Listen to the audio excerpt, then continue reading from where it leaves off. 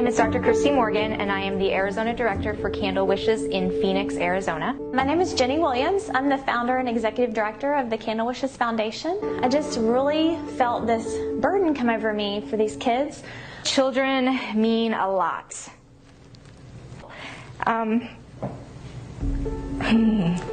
never want a child to grow up feeling like they're not loved. God put this on my heart to want to give these children happy birthdays. This foundation just touched my heart, so I knew that this was something that I needed to do. Okay, y'all, I'm not gonna ugly cry. This is terrible. There was a time in our life where we struggled. There was a time in our life where we lived paycheck to paycheck. One time when we first moved down to Phoenix, a friend of ours, even at Christmas time, paid for my son to have a picture.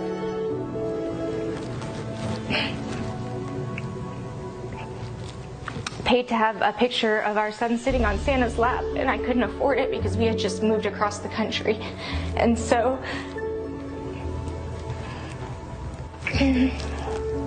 that's always stuck with me. If you would love to sponsor a child, if you would like to throw a birthday party, if you would like to just volunteer, we need your help. Reach out to us so that we can connect and make our community a better place.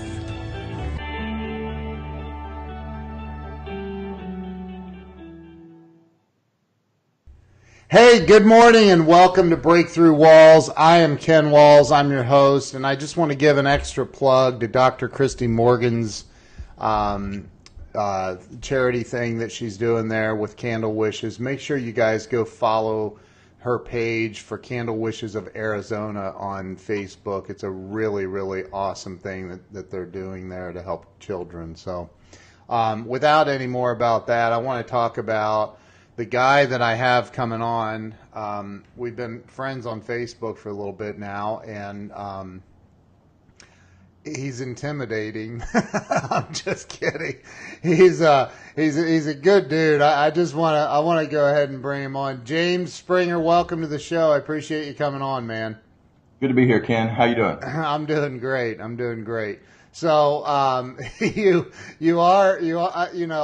think I told you one time that I had a psychiatrist one time told me I was selling him a bathroom thing when I worked for this bathroom remodeling company a long time ago, and he says, all right, what's the price on it? And I forget, $5,000, whatever it was for this whole remodel. And he says, okay, well, what's your best price? And I said, that is my best price.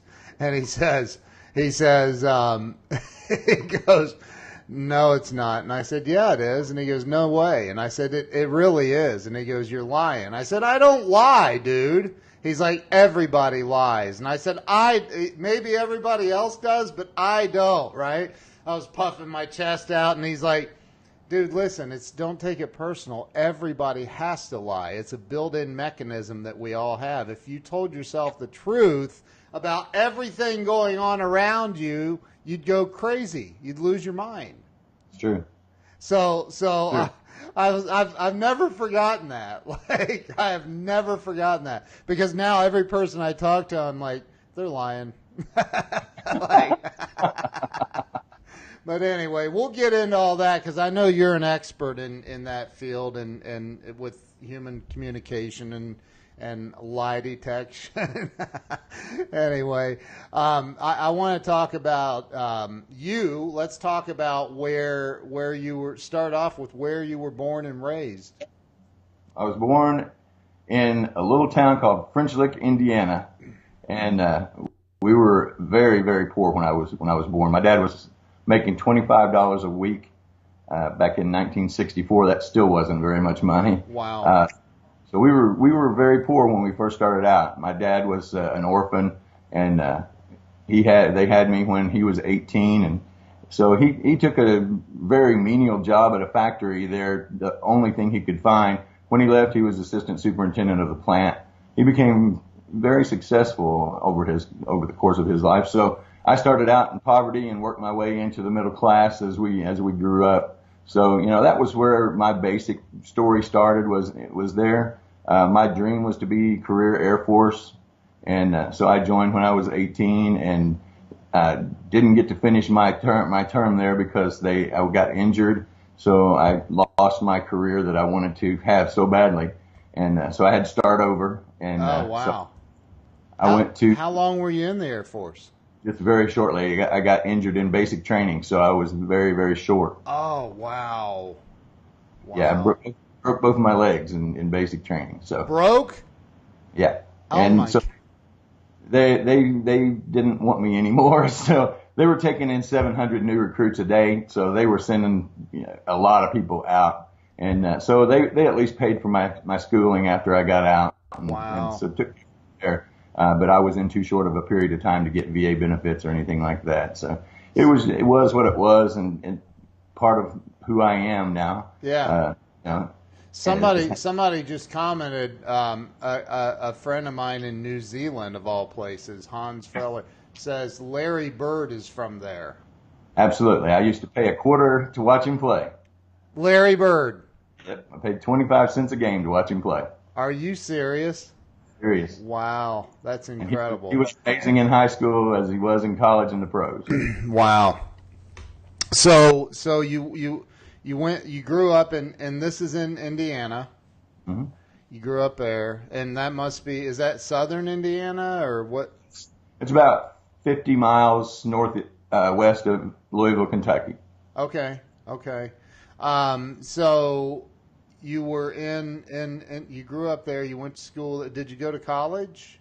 I went to a technical school for 2 years and got my technical degree as a design engineer. Okay. And started out back right after the earth cooled, working on paper and pencil on a drafting board.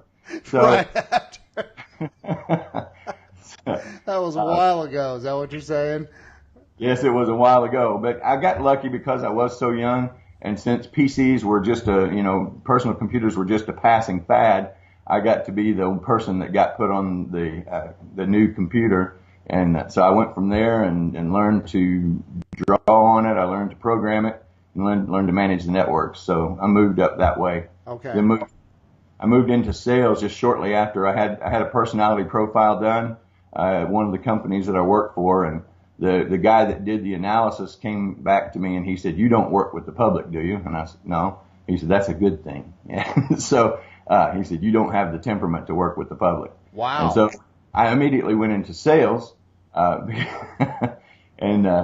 actually it was a draw against commission sales job, so I didn't have any security, and I set a sales record there that stood for probably over 10 years. No kidding.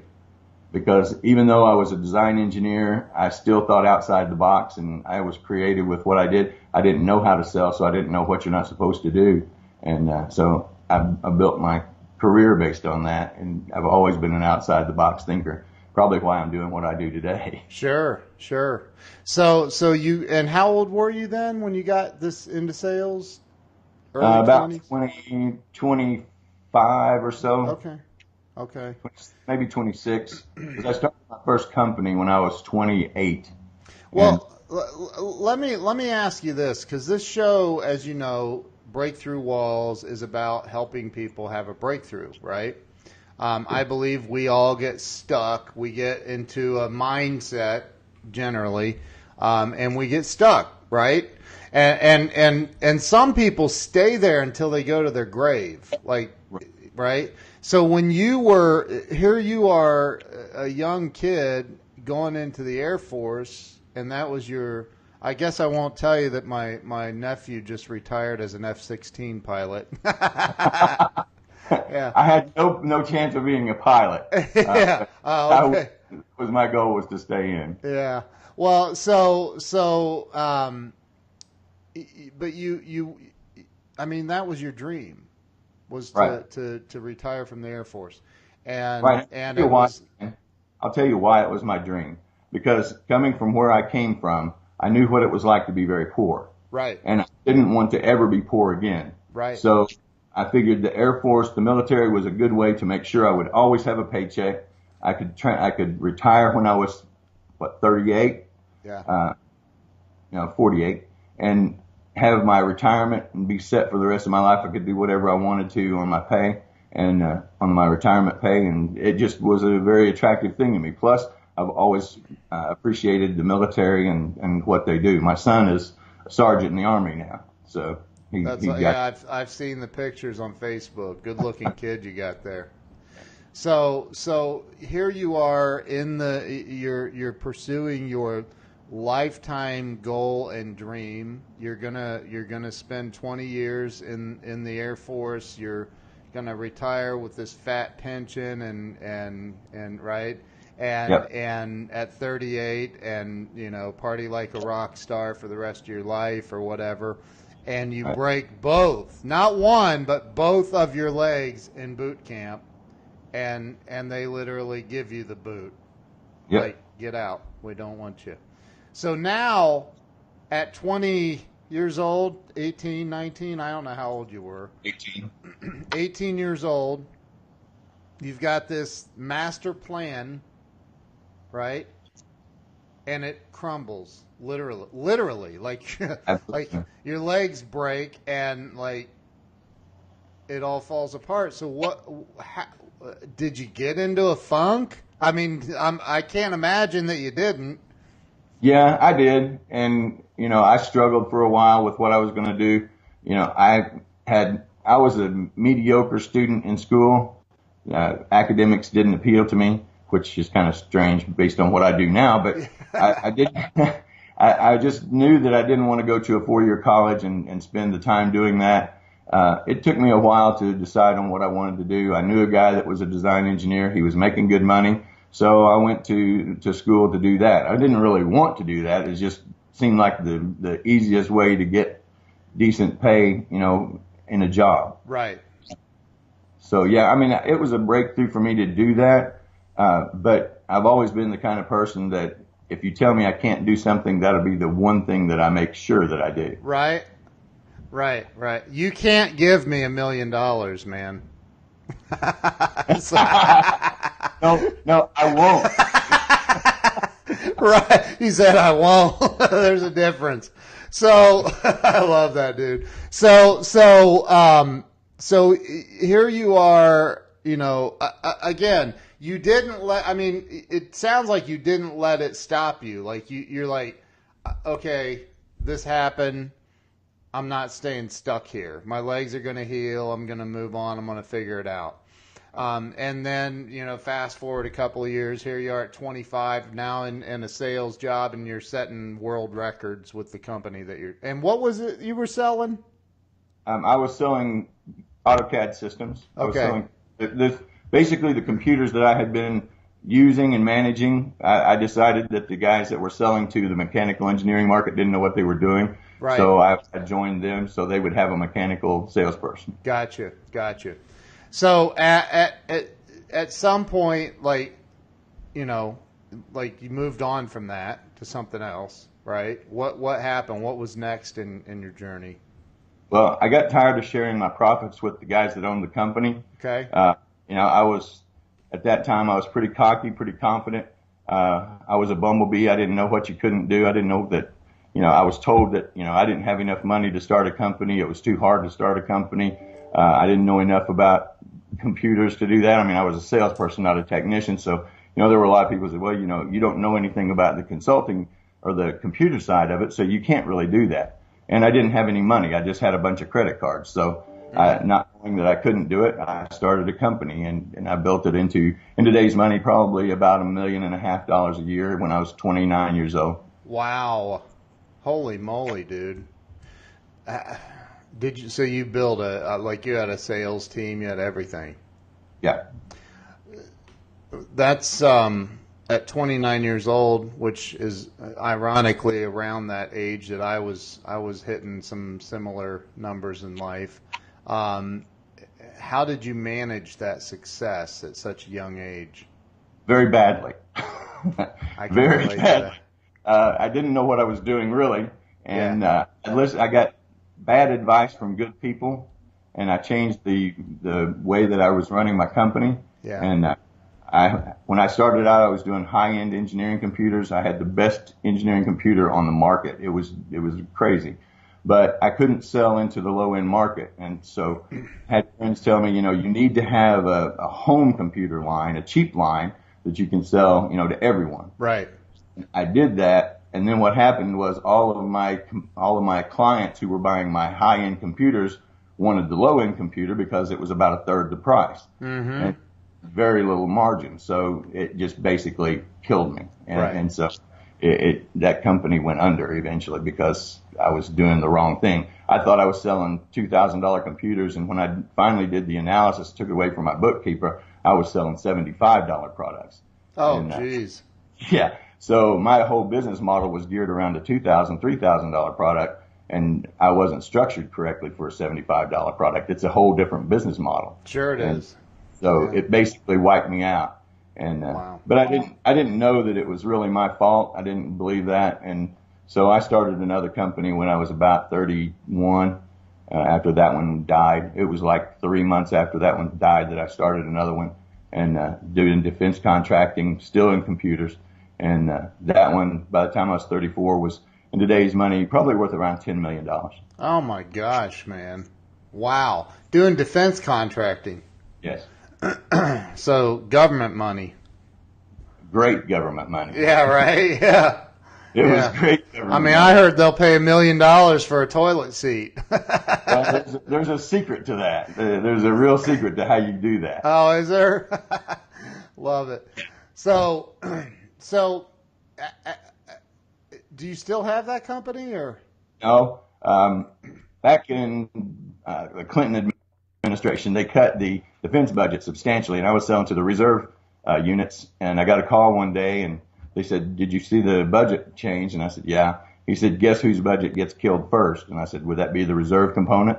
He said, "Yeah." He said, "Guess who goes first when the reserve component goes down?" I said, "Would that be the contractors?" He said, "Yep." Oh, wow.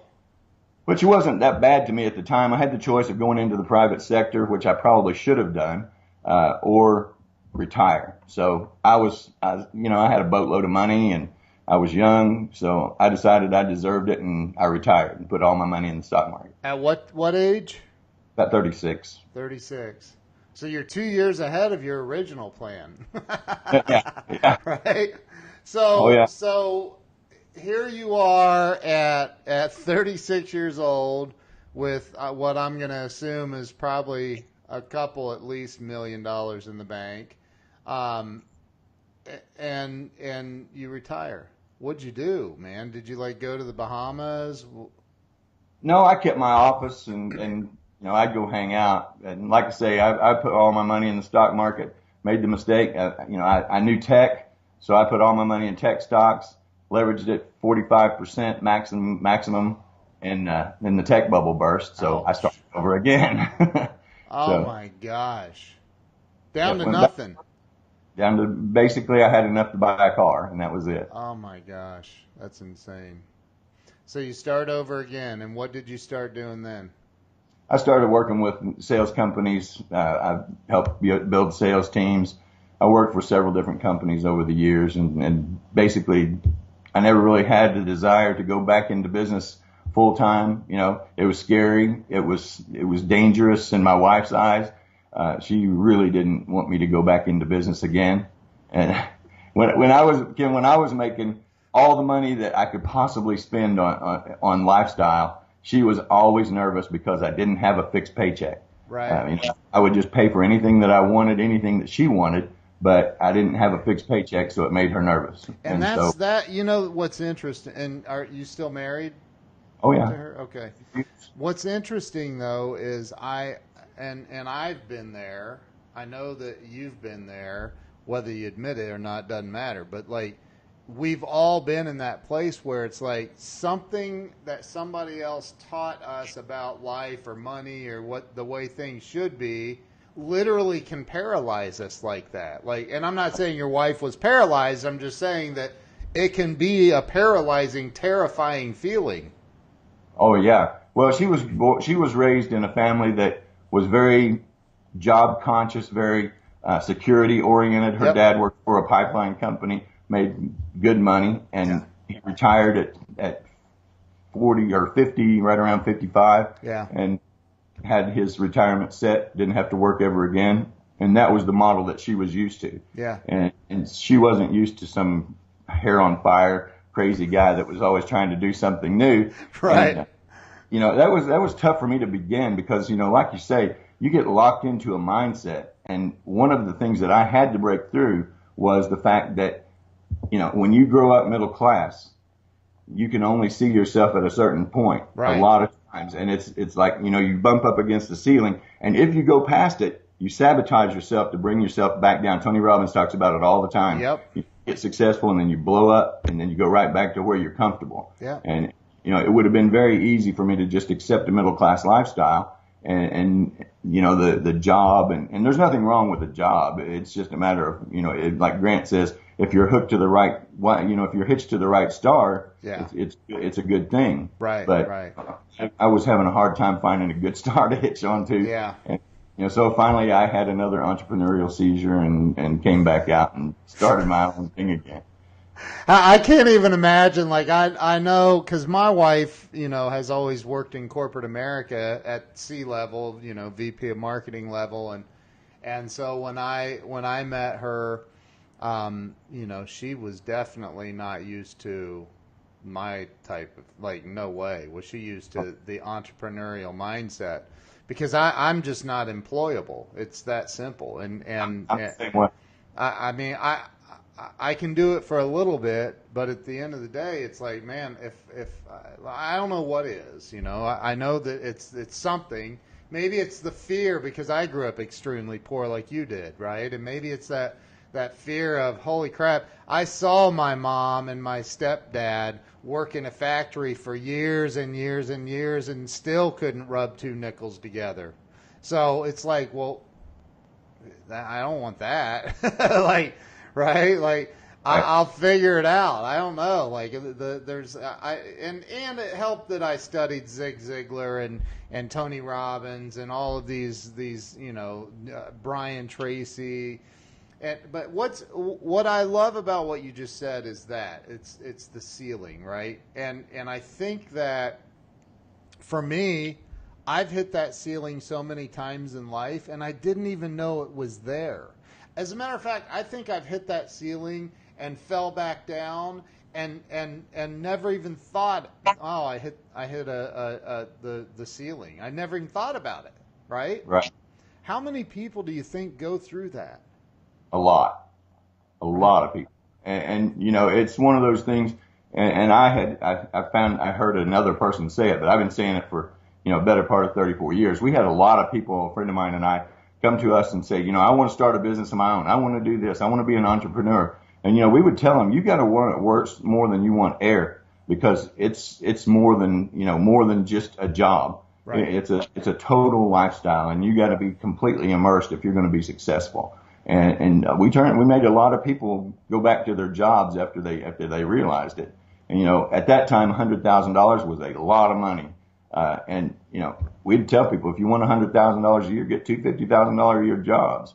And because it'll be easier to work 80 hours for two different companies for 50 than it is to work for yourself, hoping that you'll get 100.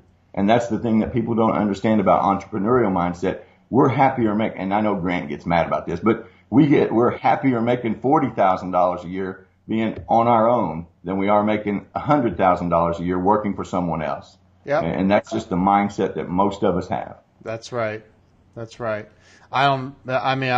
Again, there's so many times where it's like, I've looked back and went, I don't even know, sometimes I'll look at my invoicing that's gone out and my lifestyle, and I think, how are we eating? How does that, how are we even doing this? I don't get it. How's it all working? And then I'm like, there must be a God, because there's no other, I can't make sense out of it other than that. So, and again, I think that, here's the thing, James, I think that there are so many people that have, there's this innate desire to be successful, to live our dreams, to pursue something. Maybe it's an art that you're a great opera singer, or you're a great, musician, or you're really good at woodwork and you've always thought about opening a cabinet company, but that fear that literally paralyzes 99% of the people on this planet. Do you teach, in what you do now, do you teach how to overcome that? To some degree. I work mostly with salespeople. That's my primary goal. That's why Hank labeled me as the science of selling. And that crosses over, human resources are selling, people all the time. Executives are selling people all the time. So I work with executives and HR and all that. The one area that I haven't gone into is primarily criminal justice. That's a tough market, and you don't ever want to be too bad wrong when you're interrogating prisoners. It's a lot easier and a lot safer to help salespeople than it is to try to convict someone. So yeah. But yeah, I help people in the course of things, I'm sure, to get past the ceiling. And when I was managing salespeople for other companies, that was one of the things that we always taught people was don't get in your client's pocket. We were selling, at one point we were selling forklifts for, anywhere from $30,000 to $150,000, ticket. Yeah. And a lot of the kids that I had selling for me had never made $25,000 a year. And so when they were trying to sell a $150,000 product, they were a lost ball in tall weeds. They couldn't get it through their mind that somebody might buy $325 forklifts at one time. And so, it was tough to get them past that mindset of, what you make is irrelevant to what someone else has, and don't get stuck in where you are. And I think getting stuck is probably more of a problem that anybody has as far as that ceiling goes, is they're stuck there and they can't see beyond where they're at. And so, you just got to get through the mindset. And one of the ways that I got through it was when I was in commission sales and I was struggling. I wasn't making any money. And one day they gave me a check for $7,500 in commission. Right. And once you get the first commission check for that kind of money, your life is never, ever the same. And so that made a big difference. I hear you, and I agree that definitely helps. However, and I used to teach this when I trained my salespeople, I would say, look, if your ceiling is $500 a week, and that was a while ago. So, $500 a week at one point was like a lot of money, right? So, but I said, if that's your ceiling and you can't get in your head beyond that, then it's even if you have a $2,000 paycheck week, you're going to start doing things that get you back down to that mental ceiling, right? Like, hey, I made $2,000, I can take a month off, right? Exactly. And then all of a sudden it's like, no, dude, that's not the goal, right? But there's this thing, again, it's a ceiling. There's this mental block that a lot of people, most people have in some capacity. And so, I don't know how you define that, although I know that Tony Robbins talks about it a lot. I hear Grant talk about it a lot. You got to get your think right. You got to get your mind right, but how do you get somebody through that? Have you ever thought about, how do I get somebody past that mental barrier? You got to read. Yes. The thing that got me over that hump was when I was young, my dad decided to get into a sales deal with Success Motivation Institute, and he was selling these tapes through SMI. He was all excited about it, and he was doing it, and he brought home this package one day that was for young people.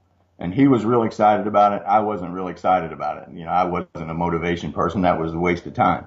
And so he kept after me to listen to those tapes. One day he came to me and he said, well, do you want me to get off your back? And I said, yes, I want you to get off my back. And he said, take this one tape. I was working an hour and a half from my house. He said, take this one tape and listen to it. If you don't like it, I'll never say another word to you about it. It was The Magic of Thinking Big. Oh, what, Earl Nightingale? No, it was David Schwartz. Oh, David Schwartz. Okay, yeah. And I listened to that tape 2 or 3 times on the way to work that morning, 2 or 3 times on the way back, and I was hooked. And there was no turning back from that. He had to replace that tape for me probably 4 or 5 times because I would just wear it out. Yeah. And of course now today you don't have to worry about wearing a tape out. And a lot of people don't even know what that is. Right. I have no idea what you're talking about. I'm kidding. But, that changed my life. And there are certain things about that book that still stick in my head from listening to it and then reading it. And I read, pretty much everybody's stuff. This stuff behind me is just a backdrop. It's not the books I've read. But right. I could just about fill a shelf like that with the books that I've read. Sure. And I would tell salespeople, you got to read. If you're going to get past your mindset, you've got to read. And it's amazing how many salespeople were willing to settle with the status quo rather than reading a simple book like The Magic of Thinking Big, How to Win Friends and Influence People, How I Raised Myself from Success to from Failure to Success in Selling. All of those books. And I brought a stack of them in, and I had all my salespeople around the table. I said, I want you to pick one book, take it home and read it. They all picked a book, never read it, brought it back to me. That's one of the most frustrating things. I have hired so many salespeople over the years, and I'll buy, like, there's this amazing book on how to be a consultant. It's a business fable called Getting Naked, and it's an amazing book written by Patrick Lencioni. And I used to buy that. I would get on Amazon, I'd buy 10, 12, 20 copies, whatever, and I'd pass them out to people. And I would buy Zig Ziglar's books and give them to people and say, okay, we're gonna talk about this at the end of next week. And it was like they would quit their job before they admitted that they didn't read a book. Like, what the heck? I don't get it. And I've heard Grant say, 80 or 90% of people never finish a book. Never even finish a book. Most of them never finish the first chapter. I know. It's crazy, man. And I was talking to Lisa Copeland, a good friend of mine. She's a client of mine. She's a client of Hank and Steve's as well at 2 Market Media. But she said, we were talking about me being, showing up for her morning show at 7:45. I said, look, I'm up late, so I don't get up early. Like, I see people that are like, I'm a Navy SEAL, I get up at 4:30. I'm like, if I ever get up at 4:30, it's to go to the bathroom, and that's it. Like, that's it. Like, but like I go, I read and spend some quiet time for the first hour of every single day of my life. Every day of my life. And I read. So, like, I don't get the mindset of not wanting to expand and grow by reading. I don't understand that. Right. And it used to make my wife crazy because I would read like 4 or 5 books at a time. Yeah. I would have them open. I would read left page, right page, turn it over, put it down, read left page, right page of another book, put it down. And I'd go through 4 or 5 books and I would read them all at the same time. And she said, how do you keep track of all of those books? And I was like, well, it's not romance novels. It's training. So it's a lot easier to keep track of. Right. But the other thing that I did, there was a book that I read and it really changed my perspective on sales. And even though I couldn't get anybody to read it, I still trained it. It was a book called Selling to Vito, which is a very important top official. And I would always tell my salespeople, don't go in at the bottom, go in at the very top. It's a lot easier to have the CEO kick you down to the right person than it is to have the bottom person kick you up to the right person. They Amen. just won't, they like their fiefdoms and they won't admit that they're not the person that can make the decision. And then you wind up chasing them around for 6 months and then they don't sell to you. And that's a good place for deception analysis is when people are telling you lies at the bottom. Yeah. So let's talk a little bit about that. Let's talk about, because explain, I guess, in layman's terms as best as you can, what you do, what your actual business is today. Okay. Well, let me start with what caused me to do this. Okay. Yeah. Start there. When I was 45 years old, I had done a really good job of nearly eating myself to death. I weighed 312 pounds. I found out that I was a diabetic, 5 accompanying chronic illnesses. And my doctor told me at 45, she gave me this really nice plan of how I would die by the time I was 50. And she went through every step of everything that would go wrong with me if I didn't change my ways. Oh, wow. And she said, if you don't change, when you're 50, you'll either be dead or you will literally wish you were. She said, your life will be so miserable, you won't be able to stand it. Holy crap. And what happened, and she didn't know it, there's a term in hypnosis called a pattern interrupt. And what she had done was she had interrupted my pattern that quickly and changed my perspective on food, on lifestyle, everything about my life. And it got to the point where she had looked forward to my doctor's appointments a lot more than I did, because she was always excited about what my progress was. And she was the kind of doctor that when I had to do a food diary, she would bust my chops if my food diary was jacked up. And really? She finally had my pictures hanging on the wall of her offices because I was the one diabetic that she had that actually did what she said and managed to turn things around. And so my cholesterol came back to normal, my blood pressure came back to normal, my A1C as a diabetic came back to very much in the normal range. And, you know, it was all just because of the way I changed my lifestyle. So you're no longer a diabetic? Well, you're always a diabetic. You can't get over diabetes. But as long as I control my eating, I'm asymptomatic. And so I appear to be not diabetic, but I did so much to destroy myself physically while I wasn't diagnosed that, you know, some of it just can't be overcome. Wow.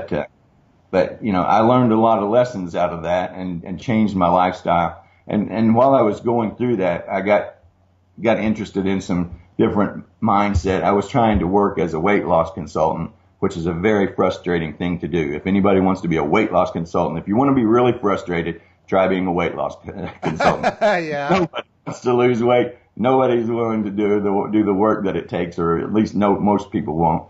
But I was looking at ways to market myself, and I came across this technique called Hypnotic Marketing. So it basically was working with the subconscious mind and doing all this. And I got into that, and I was like, this is really cool. So I was like, you know, I'm going to go ahead into hypnosis. So I got certified as a hypnotherapist and the NLP Master Prac, and it was pretty cool. Yeah. And then I was in a really bad car accident, and so I couldn't work for a while. So I took it from there to the next step into deception analysis and body language, and that kind of stuff. So it worked out really well. And I really didn't want to go back into the corporate world. I liked, you know, not having to worry about that. I finally realized that I needed to quit chasing people who don't have any money and not willing to do the work and go back after the people that have money, which is the corporate world, and teach salespeople what I know. Because as I learned this stuff, I learned that almost everything that I was doing worked from that perspective. It's just that nobody knew it. Right. And so now I work with people on why some of the sales techniques that they have work, what doesn't work, what to do when it doesn't work. And so from there, it's worked out really well. And so now I've got a very unique skill set. Not many people have the skill set that I have. That's incredible. That is absolutely incredible. So are you hypnotizing me right now? I'm just kidding. I'm kidding. A lot of the things that I do actually work as conversational hypnosis was the most powerful that I found. Right. You know, you can put somebody in trance and their eyes are closed and all that, but that doesn't work very good in a boardroom or in a sales conference. You know, sales. Yeah, right. Act the person in the forehead and say sleep.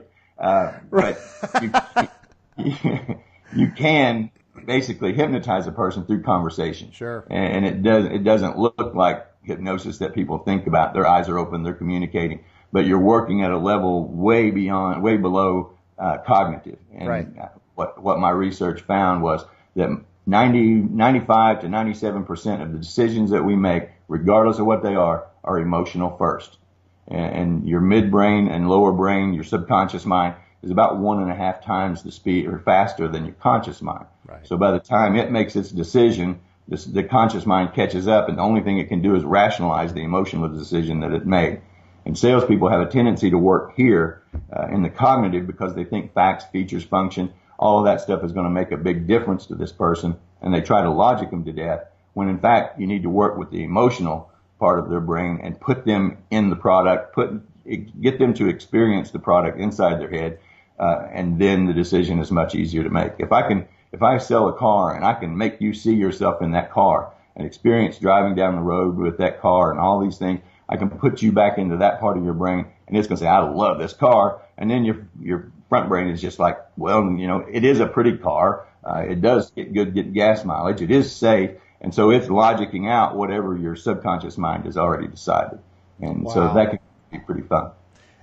Dude, you do exactly what I love. I mean, I absolutely love everything you're talking about. I do have a really funny story I'll have to tell you sometime about hypnosis. When I went to a hypnotist to quit smoking, oh my God, long story. I'm not going into it now, but it's a funny story. But you know, that's one of the things that I've, you know, I mean, Zig Ziglar used to say, if you make a friend, you'll make a sale. Well, the only way you can make a friend is if you somehow have appealed to them emotionally, right?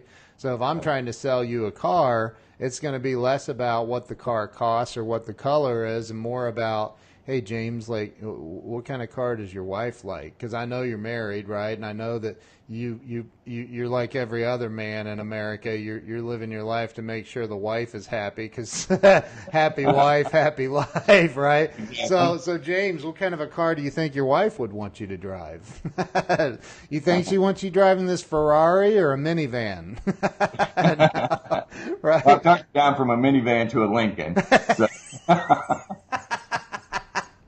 Right, but you know, now I'm going to start getting to that side of your brain that's like, dude, don't come home in this Ferrari. I'm telling you, she will kill you. Like, I know a guy that had Corvettes. He loved Corvettes, and so his wife told him, you know, we got a family now. You need to get a family car. So he went out and bought an SS Camaro because it had a back seat, and then jacked the engine up to 700 horsepower. So it had a supercar, but it just had a back seat. And you still had a front seat. So. That's called missing the point. Like, that's really missing the point. Yeah. So, I mean, again, there's so many salespeople. Like, you know, should I sell features or benefits? I always say neither. Right. No, neither. You got to find out what makes that person tick. And it's generally a handful of things for everybody. Like, it's an emotion, right? I love it, dude. I love what you do. And of course, I'm saying things, but you know it on a much, much, much deeper level. And I love that, man. You know, another thing, a book that I read a long time ago and I've read multiple times, I'm sure I would almost bet anything that you've read it. It's by T. Harv Eker. The Secrets of the Millionaire Mind. No, you haven't. I don't know if I have for sure. Like I say, I've got boatloads of books. Right. It doesn't stand out in my mind, but you know, it may be in my bookshelf. It's a book about the financial blueprint that every single one of us walking this planet have. We have a financial blueprint that was imprinted on us by somebody else, a parent, teacher, Sure. Or whatever, right? And Right. it's all about how to change your financial blueprint. And it's an amazing book. It really is. Because, again, it all goes back to what we were talking about earlier, the programming of the mind. So you now do, like, you work with like who? Like, what kind of companies or people? Basically, any size company that can afford to pay me. And I do, one of the things that I've done, I mean, this is a fairly new company. So one of the things that I do is I pour a lot of free stuff into people. You know, content, you know, I train some people for free just to get them out, you know, to get my stuff out there, goodwill, you know, like Grant says, you know, if I give you enough, sooner or later, you're going to feel obligated to buy from me because I've given you so much stuff. Right. And so, you know, I've done that just to get on, you know, get off the ground. And then, you know, I've sold training as well, and it's not cheap when I sell it. I mean, I've spent tens of thousands of dollars and tens of thousands of hours learning all of the things that I need. But a salesperson or an executive doesn't need to know everything that I know. They just need to know what to do to get the maximum amount that they can out of what they're doing, and also to explain things. You know, I'm a big why person. I want to know how this works. I want to know why this works. And one of the things that I've always faced and couldn't ever explain is how a salesperson can go into one business, do their pitch, and make a sale. And it just goes smoothly, easy deal. They take the same pitch to another company, and it's a fight from the beginning. The person doesn't like them. It's just, Yep. Everything is a nightmare. And it's the same pitch. But what I found is that usually there's something wrong between the first pitch and the second pitch, because it could be them. I mean, they could be having a bad day. If you know how to read people, you can say, you know what? I think today is probably a bad day for you. Why don't I go ahead and reschedule? You appear to be, something's going on, and it would be better if we reschedule, because I respect your time, and let me come back, rather than sit there and beat them to death when they're in a bad mood. The other thing is that you can change just a little bit about your body language. If back in the Stone Age when we had pagers, I wouldn't wear a pager because it was like a Pavlovian response. If you remember text pagers, nobody paged you with good news. It was always something wrong whenever you got paged. Yeah. So I just refused to wear them because I knew I was going to get bad news on the pager. You can call me if you need to tell me something. So, if something bad happened or something distracted you when you were going to the second appointment, you'll shift yourself, even just minor, and what you project non-verbally will change the dynamic. Yeah. We make our judgments about people on honesty, integrity, and I think that's the main things: honesty, integrity, confidence. Within 1 second of seeing a person, they don't even need to speak. We're most of the time wrong, but we do make those judgments just that quick. Yeah. And if you walk into the room non-alpha, down in your mouth, you're not going to sell a person, because they're going to sense that blood in the water, and they're not going to do business with you unless it's just something they absolutely have to have. Yeah. So I teach people how to shift that, how to make your body language congruent with your verbal message. And it's things people don't even understand. But if you're not trained, you still project it. If you're not trained, you still receive it. And you don't know what's going back and forth with the nonverbal communication. It's caveman stuff. You just sense it and you don't know why. But it happens. And so I teach people that. I teach them why sales techniques work and how much hypnosis they do whenever they do speak with someone. You and I are both familiar with the yes set in closing. Yeah. You get to say yes to small things, and they're agreeing with you, and then you whack them with a price, and they are more likely to agree. Right. Well, that's a hypnotic operator. It's called pacing and leading. So you pace this person through, and their conscious mind will just check out. You're telling them the truth over and over, and they're sitting there agreeing with you, and the conscious mind will go off and do something else. And then when you hit them with the price or with the close, they're much more likely to respond, because you've run all this hypnotic operators on their brain. So, knowing why those things work makes a big difference to a salesperson. They might not think it does, but it does make a huge difference in the way that you sell. Well, and I want to, would you say that, I'm going to ask you kind of it probably isn't a tough question for you, but it's the question is, so basically you're teaching a form of hypnotic selling. So in a way. Do you feel like that is a form of manipulation, like manipulating the people into buying, or is there a different way to frame that? If you think of manipulation negatively, it is. If it's just basically influencing someone to do what's best for them, and that's the way I frame it. Right. I try not to train unethical people, and there are some things that I know that I won't train. Because it basically makes you into like an Obi-Wan Kenobi type thing, and you don't want people who are unethical to know this stuff. Right. And so, but basically everything hinges on a person being an ethical person. Right. And what I tell people is, yeah, you're influencing, maybe you're even manipulating what's going on, but if you know that your product or service is the best thing for that person, then you owe them every possible opportunity to buy your product.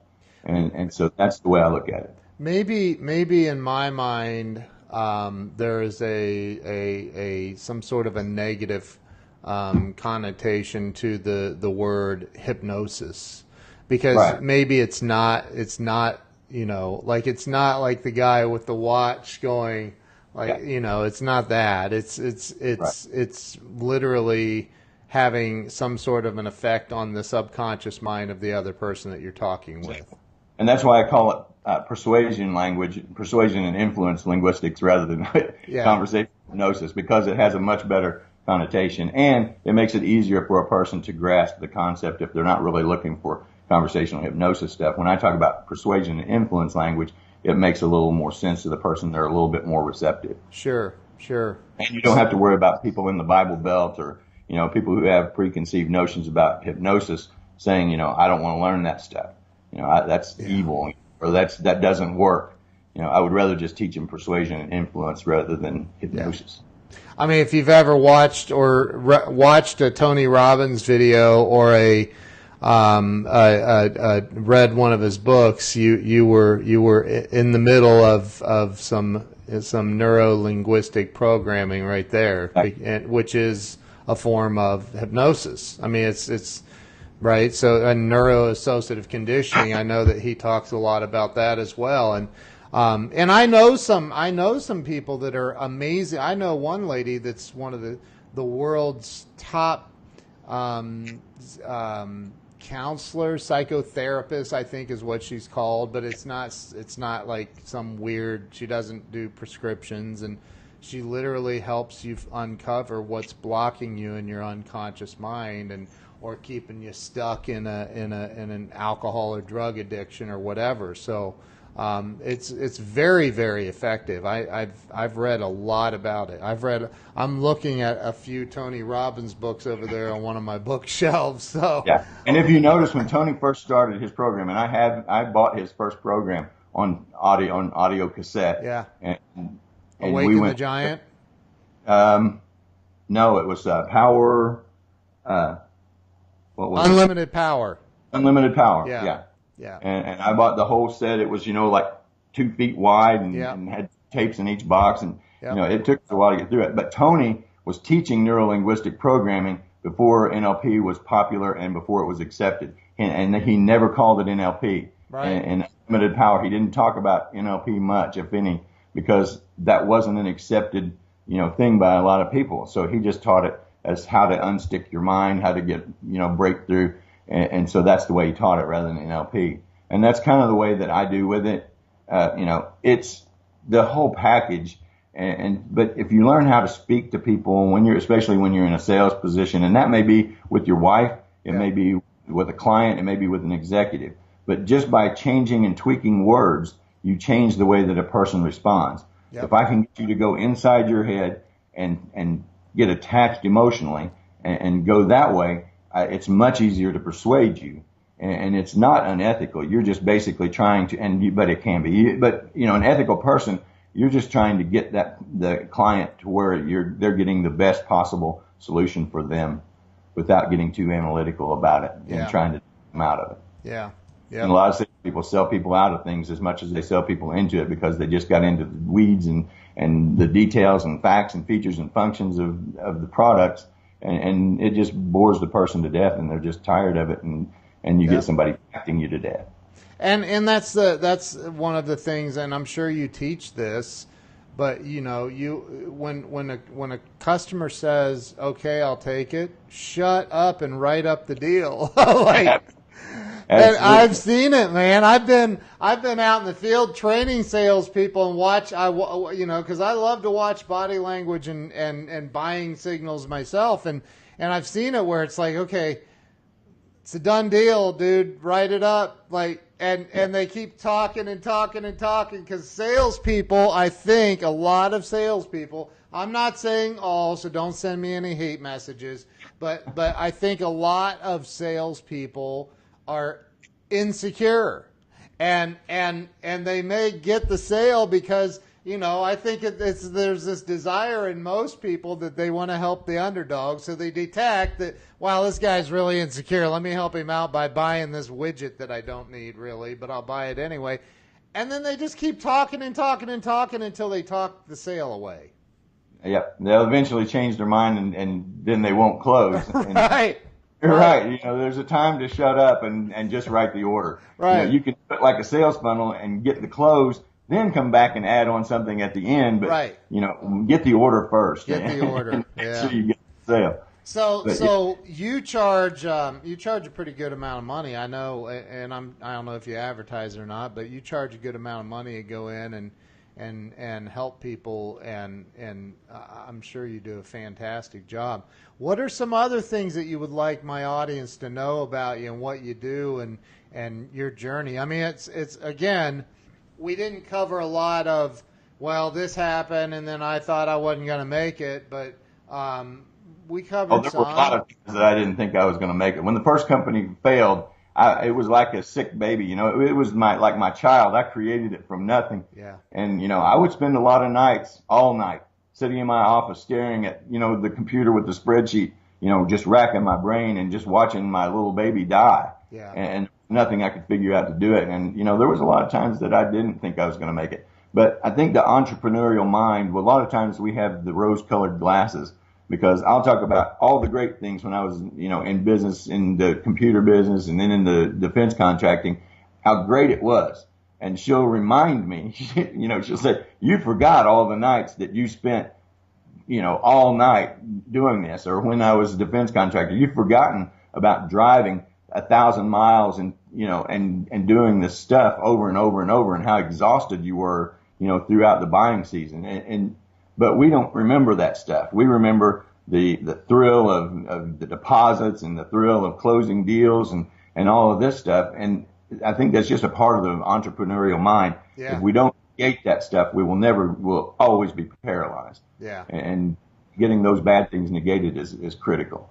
Well, I can tell you this, if I remembered all the bad stuff, there's no way I'd be an entrepreneur. There's no way. Yeah. Like, dude, no. Like, that's just like, there. And I'm sure we both have some unbelievable stories, but we are coming to the end of the hour. I saw Hank Norman just like the video, so we love Hank and Steve. So the one thing that I didn't mention, let me mention it real quick, and it's what people love to watch the most when I speak, is the deception analysis and watching people lie and how people lie. You mentioned it earlier. Everybody lies. Yeah. And you know, people say, no, I don't lie. And I'll say, well, you know, when somebody asks you how you're doing, you say, well, I'm fine. It's the number one lie told, is that I'm fine. I had a guy one time say, we say that in church. And I was like, yeah, you lie all the time. A bunch of liars down there.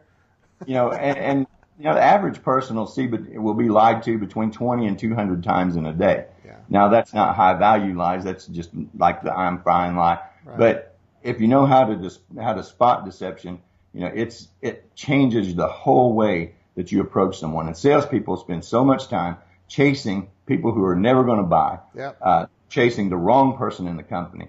And if you can read that person and you can read their deception and know when they're lying, you don't have to say, no, you're lying, dude. I know you can't make this decision. Right. But you can work around the lie and navigate, you know, that minefield and get them to finally say, you know, what is true. Yeah. And that's all we're looking for, is the truth. Now, if I'm analyzing criminals, or if I'm analyzing, you know, a person on the news and I'm looking for the deception, then yeah, I do that. But when you're doing it in a sales environment, it's important you'll raise your sales rate by 20%, 20 to 25%, just being able to read the person's body language and the deception that they're trying to put by you. And that includes, you know, relationships at home. That includes everything, right? So that's the thing, is I think that people don't realize, and I'm not saying I'm always aware of it, because I'm not. There's sometimes I go into that you know, no brain zone, I guess, or whatever you want to call it. But like there's a lot of stuff going on around you that you literally, if you would just look, you would see it. But your unconscious mind has you so programmed to not see it. And it's literally right there. It's insane. Right. And a lot of times you'll come out of a meeting and you'll say, there was just something wasn't right with that man. I don't know what it was. I can't put my finger on it, but just something didn't feel right about that guy. Most of the time they've got their body language jacked up and they're lying to you. Yep. And, you know, the average person, if they're looking for deception, will spot it about 50 to 54% of the time. If you're not looking for it, you'll miss about 80%. And when you're trained in deception analysis, you'll pick up between 80 and 90% of the lies you're told. And it can be kind of disappointing watching people lie. because they lie all the time, and people say, how do you deal with that? And you just kind of turn it down, and it's like, yeah, they lied, but it doesn't matter. Right. I don't care. I'm not going to talk about it. Just let them lie, and I'll know they lied. But it is a fascinating science, and how it works with people, and people love the presentation on it. Do you have any books out or anything? I haven't got one out yet. I'm working on one, but it's not come out. It's not out yet. Good. And I going forward and then going backwards and saying that won't work. I don't want that. And of course, Hank has been working with me some on this book, and that can be very frustrating because he drives you hard. He does. You're trying to book, and it's like, you don't do it that way. You got to do it this way, and it's very. He makes it very different than a person that just sits down and types out a book. Right. It's not that way when you're writing a quality book usually. One of the things that, and I mean, this drives me crazy. This literally makes me crazy. And if I say it, which I do say it, once in a while, I'll catch myself. And that is when you're in the middle of a conversation and you go, look, I'm going to be honest with you. Or to be honest, wait a minute, dude. So you've been lying to me this whole time, and now all of a sudden you got a conscience? What are you talking about? Don't say that. Do you ever? You got to catch that. Actually, when you said that, you gave me two indicators that are both over 80% accurate.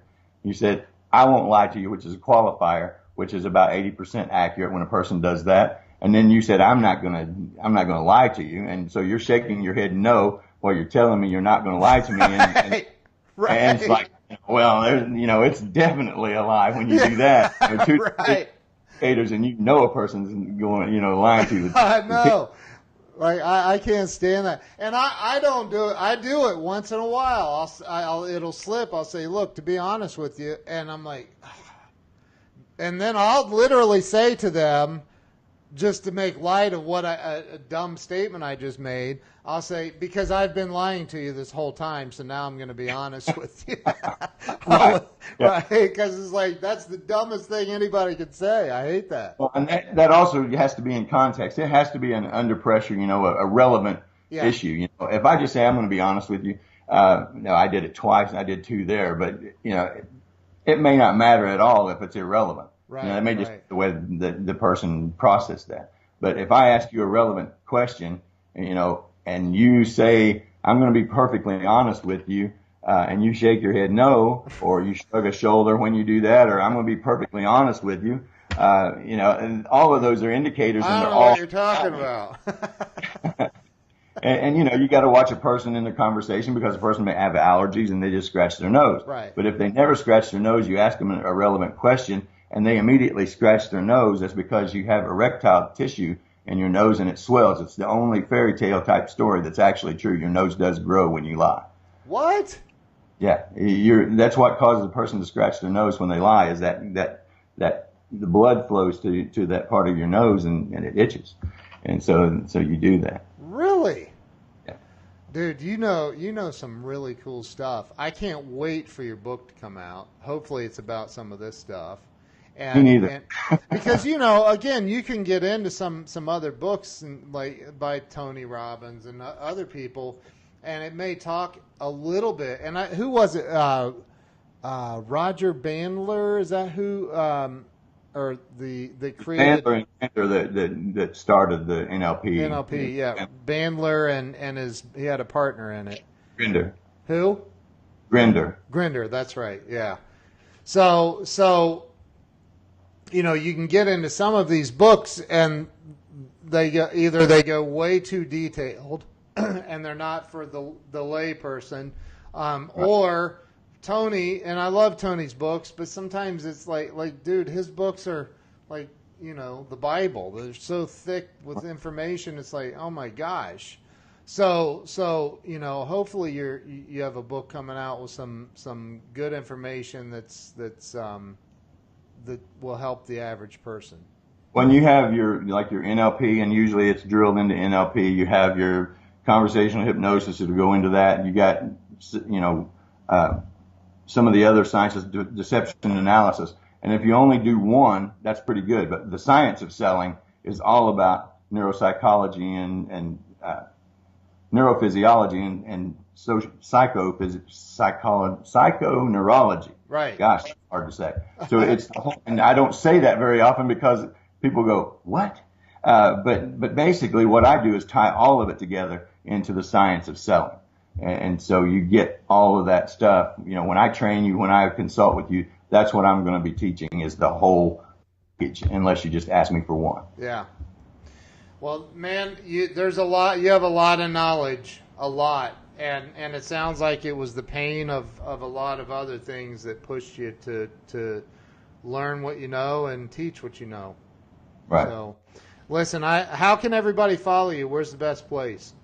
Best place is probably on Facebook. It's All-In-Com, ALLN as in Nancy, COM.